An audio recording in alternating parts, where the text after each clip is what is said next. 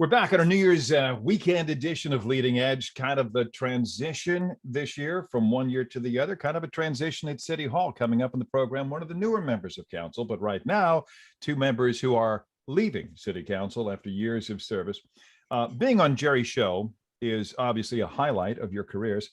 But I know pretty well that your job's brought infinite numbers of phone calls and letters and emails, many of them, believe it or not, folks, anything but complimentary.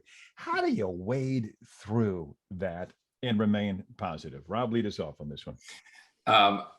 We're moving, as you know, Jerry, and I found in the move a shoebox full of small handwritten messages, phone messages from constituents to my office downtown. And we didn't have email when I came on, barely had voicemail. And so it was just amazing to see how many that we had to answer in a certain way, manner, or form. It is much easier now with email and other IT things that happen through the city that people can complain or make the complaints too.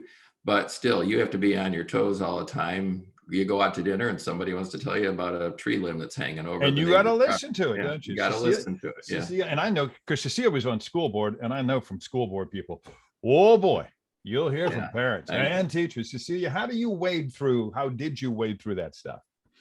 Well, I think you just had to listen. Most individuals, even if they were angry, just wanted to be heard. And then even if you had to answer them with something they really didn't want to hear or the answer they didn't want, they were more accepting of it if you listened to them and let them get it off their chest. I had a practice that I would return a phone call or a letter within 24 hours. And I think that to return that phone call between 24 and 48 hours, and then making sure if they wrote me, I wrote them back. If they called me, I called them back. And I just listened. Sometimes, you had to listen and swallow pretty hard.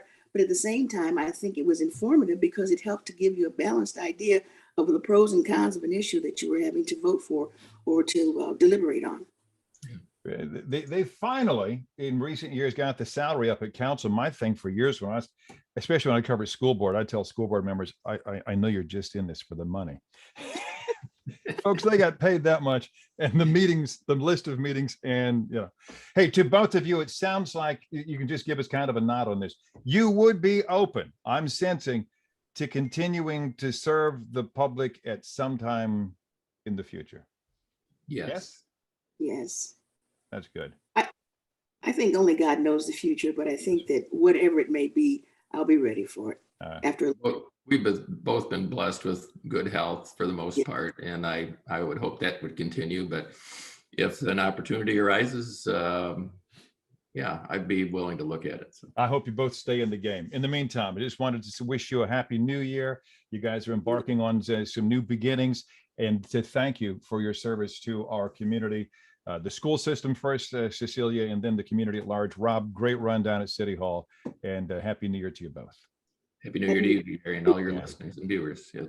And I'll be back with more right after this.